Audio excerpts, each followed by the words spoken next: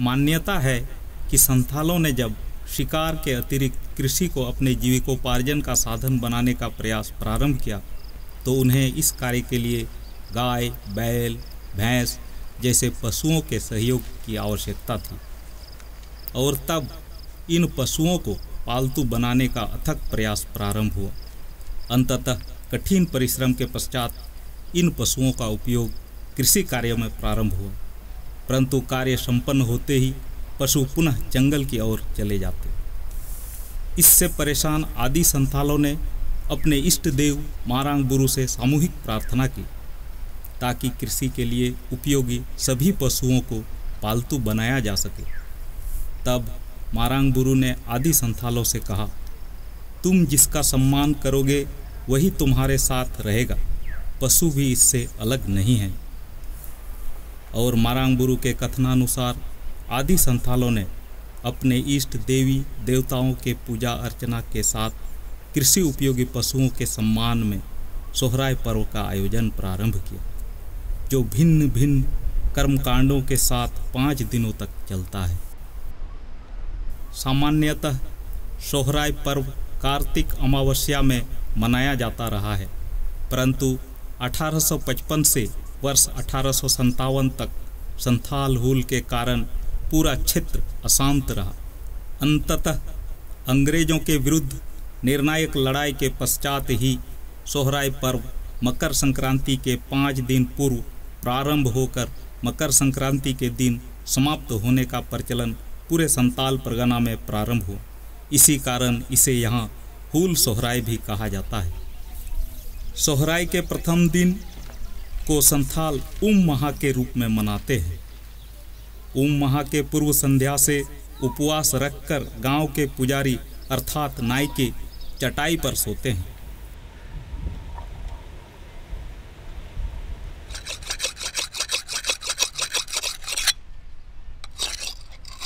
और उम महा के प्रातः तालाब में स्नान कर स्वच्छ श्वेत वस्त्र धारण करते हैं।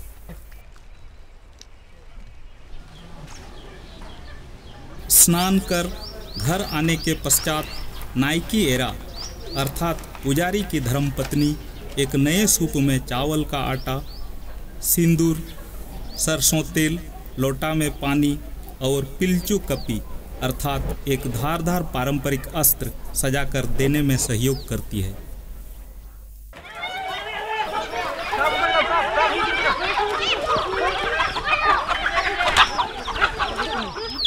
इधर गांव के गोडेत युवकों को साथ लेकर प्रत्येक घर से एक एक मुर्गी पकड़ते हैं और प्रत्येक घर से चावल, दाल, हल्दी, नमक और सब्जी आदि भी संग्रह करते हैं, जो पूजा और प्रसाद के काम आता है।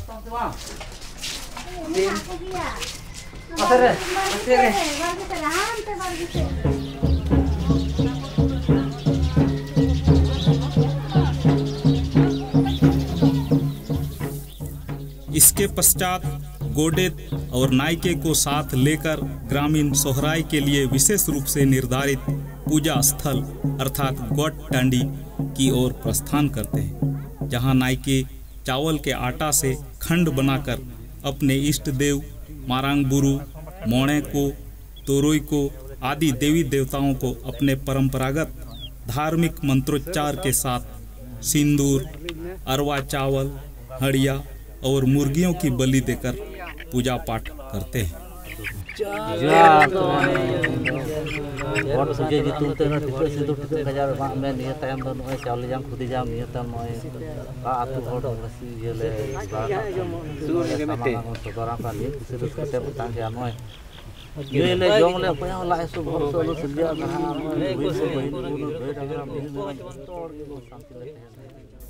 पूजा संपन्न हो जाने के पश्चात नायके उन्हीं खंडों में से एक में सिंदूर से सना हुआ एक अंडा रख देते हैं, जिसे सृष्टि का प्रतीक भी माना जाता है।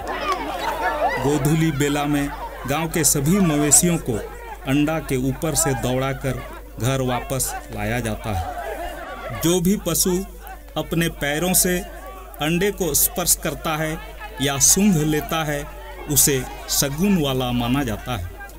स्पर्श करने अथवा सूंघने वाले पशु को पकड़कर उसके सींग में तेल और सिंदूर लगाकर उसे सम्मानित किया जाता है। साथ ही उस पशु के स्वामी को भी सिंदूर का टीका लगाकर सम्मानित किया जाता है और इसके साथ ही गोटटंडी का पूजा संपन्न हो जाता है।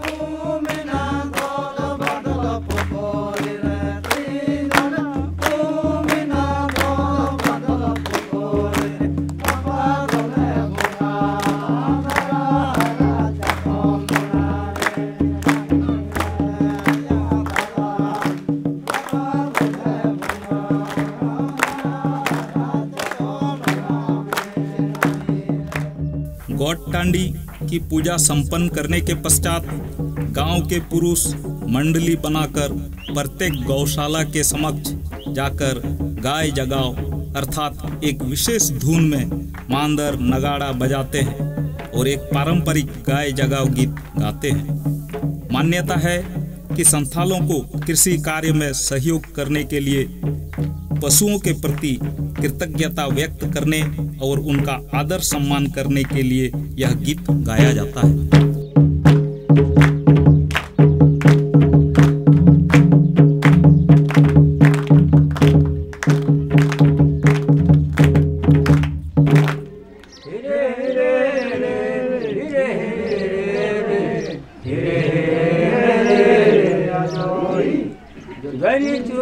बाबू श्री वृंदावन हो मुसनी चुराए गंगा पार मुसनी चुराए गंगा पार गई आवाज बाबू बिरमा डूबी गे मुसनी आवाज जधार जोड़ी।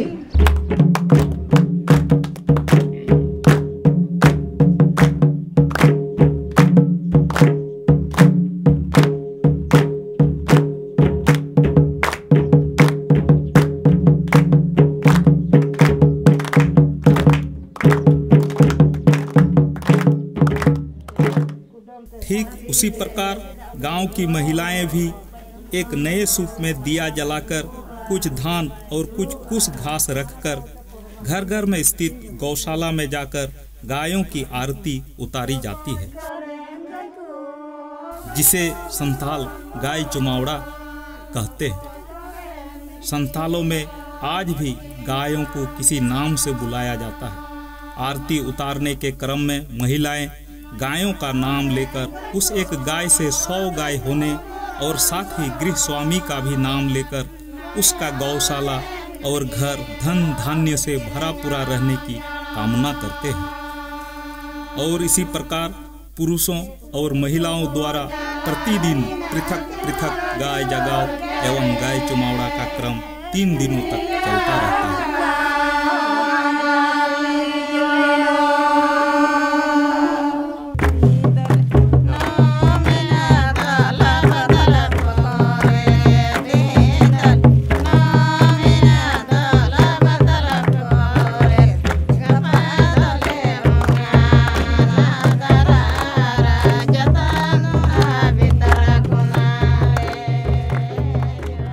गाय जगाओ और गाय चुमावड़ा की समाप्ति के पश्चात संध्या में सभी नाचते गाते हैं।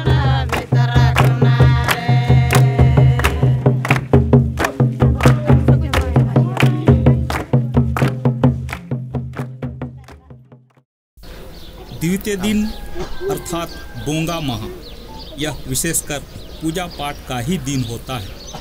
इस दिन महिलाएं अपने अपने गौशाला के द्वार पर होलम अर्थात चावल के आटा से एक खोंड अर्थात एक विशेष आकृति वाला रंगोली बनाती हैं, जो प्रत्येक के कुल नाम या गोत्र, जिसे संथाली में खूंट कहते हैं, के अनुसार भिन्न भिन्न होता है। एक जैसा खोंड अथवा आकृति बनाने वाले लोग एक ही कुल या गोत्र के माने जाते हैं।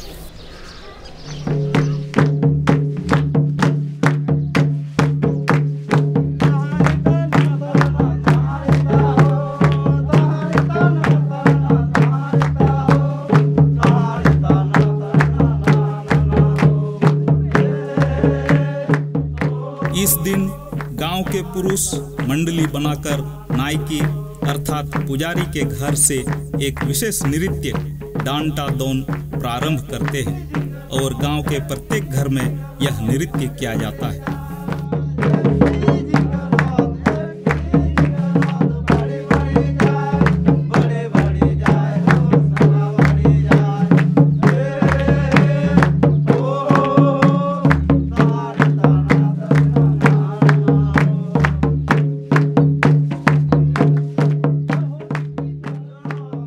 डंटा दोन की समाप्ति के पश्चात पुरुष स्नान कर गांव के एक खूंट अर्थात गोत्र के लोग एक ही गौशाला में पूजा पाठ करते हैं और प्रसाद ग्रहण करते हैं, जिसे संताल बोंगा दका अथवा जील दका कहते हैं।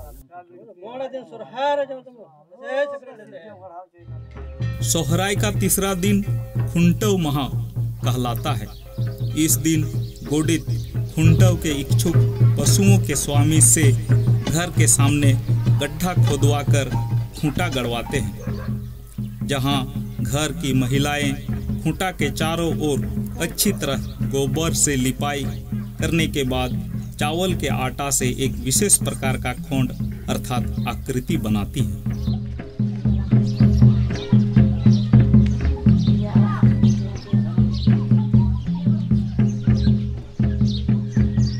खूंटा में बांधे जाने वाला पशु को धान की बाली, अरिसा पीठा और फूलों से भी सजाया जाता है।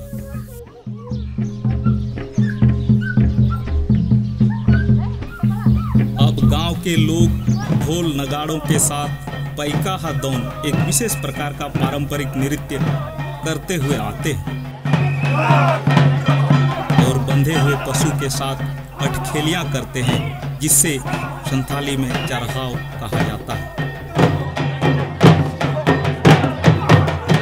पैकाहा दौन करते हुए पशु के सींग में सजा हुआ अरिसा पीठा छीनने का प्रयास किया जाता है और किसी के द्वारा छीने जाने पर सभी मिल बांट कर ही खाते हैं। इस प्रकार खुंटव जीविकोपार्जन के लिए संथालों और पशुओं के एक दूसरे पर निर्भरता को दर्शाता है।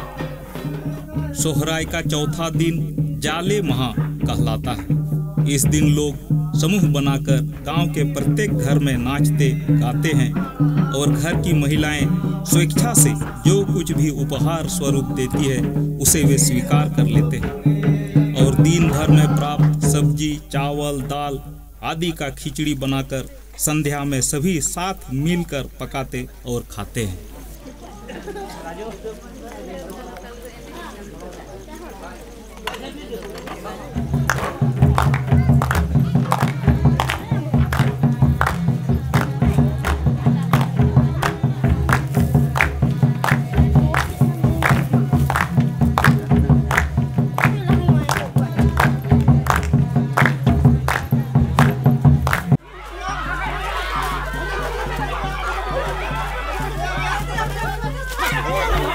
सोहराय के पांचवें और अंतिम दिन गांव के पुरुष आसपास के जंगलों में पारंपरिक अस्त्रों के साथ शिकार खेलने निकलते हैं। मान्यता है कि आदि काल में खूंखार जंगली जानवर संथालों के पालतू पशुओं को खा जाते थे। कई बार वे स्वयं भी जानवरों का शिकार बन जाते थे। ऐसे में खूंखार जानवरों को आसपास के जंगलों से दूर रखने के लिए समय समय पर शिकार खेलना आवश्यक था, ताकि अपने जान माल की रक्षा की जा सके।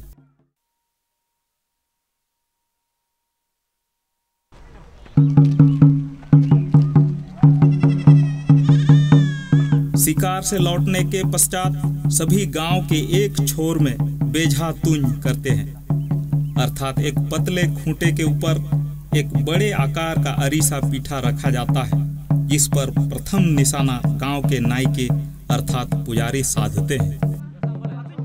तत्पश्चात सभी तीरंदाज एक कतार में खड़े होकर बारी बारी से निशाना साधते हैं।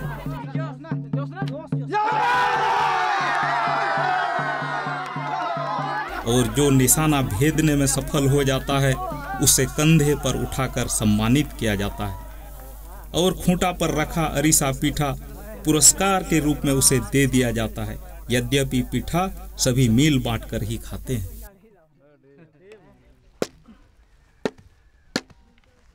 इसके पश्चात खूंटे का 5 टुकड़ा किया जाता है। 5 टुकड़ों को गांव की पारंपरिक शासन व्यवस्था चलाने वाले 5 प्रमुख लोग क्रमशः मांझी, पारानिक, नायके, गोडेत और जोग मांझी के घरों के छतों के ऊपर एक एक टुकड़ा फेंक दिया जाता है। माना जाता है कि यह खूंखार जानवर का शिकार कर अपने पशुधन और स्वयं की प्राणों की रक्षा के लिए संथालों के संकल्प का प्रतीक है। यद्यपि बेझातून के बारे में कुछ अन्य दंत कथाएं भी प्रचलित हैं। सोहराय पर्व में संथाल अपने इष्ट देवी देवताओं जैसे मरांगबुरु, मोड़ेकु, तोरोईको आदि के साथ साथ अपने पूर्वजों की भी पूजा करते हैं। पशुओं के सम्मान में जहां पुरुष गाय जगाव करते हैं, वहीं महिलाएं गाय चुमावड़ा करती हैं। पुरुष डांटा दोन और पैकाहा दोन जैसे नृत्य कर आनंद मनाते हैं, तो महिला और पुरुष दोनों मिलकर सोहराय, लागड़े और धुरुमजा जैसे गीत नृत्य के साथ आनंद मनाते हैं।